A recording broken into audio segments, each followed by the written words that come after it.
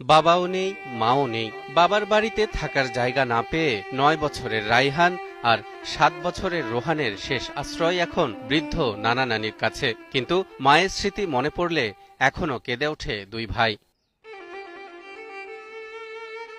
৭ বছর আগে মারা যান শিশু দুটির বাবা আল আমিন, আর মাত্র ৪ মাস আগে মারা যান মা চাম্পা খাতুন। এরপর থেকেই এতিম দুই শিশুর পুরো দায়িত্ব এসে পড়ে নানা আজিজুল হক ও নানি মালেকা বেগমের কাঁধে। ছোট থাকতে বাপ মরে গেছে, আর ৪ মাস আগে মা মরে গেছে, তারপর আমরা নানি বাড়িতেছি। এরই মাঝে চলে গেছে ঈদ উল ফিতর ও ঈদ উল আজহা।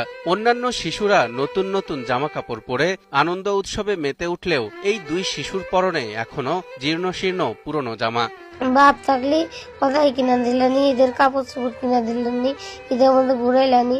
কিন্তু ৭০ বছর বয়সী অসুস্থ নানা যেখানে ঠিকমতো খাবারই জোটাতে পারেন না, সেখানে তার আদরের নাতিদের আবদার পূরণ করবেন কি করে?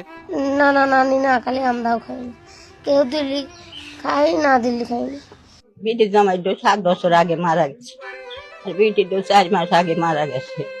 আর সরপাল দুটো আমারই কাছে আসিয়া কইছে, সরপাল দুটো আমি আমদাই বাদ পাই না, সরপাল দুটো কি করে পাবি, সরপাল দুটো। ৬০ বছর বয়সী নানি মালেকা বেগম মানুষের বাড়িতে কাজ করে যা আয় করেন তা দিয়েই কোনো রকমে চলছে ৪ জনের সংসার।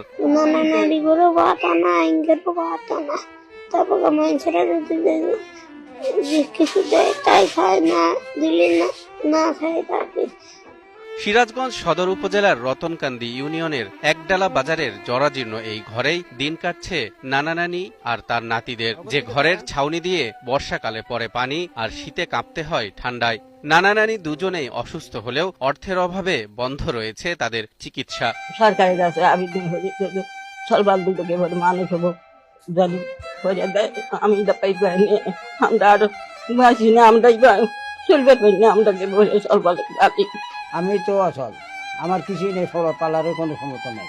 এখন সরকারের কাছে কি কিছু সাহায্য চাইতেছেন এই ফলের জন্য।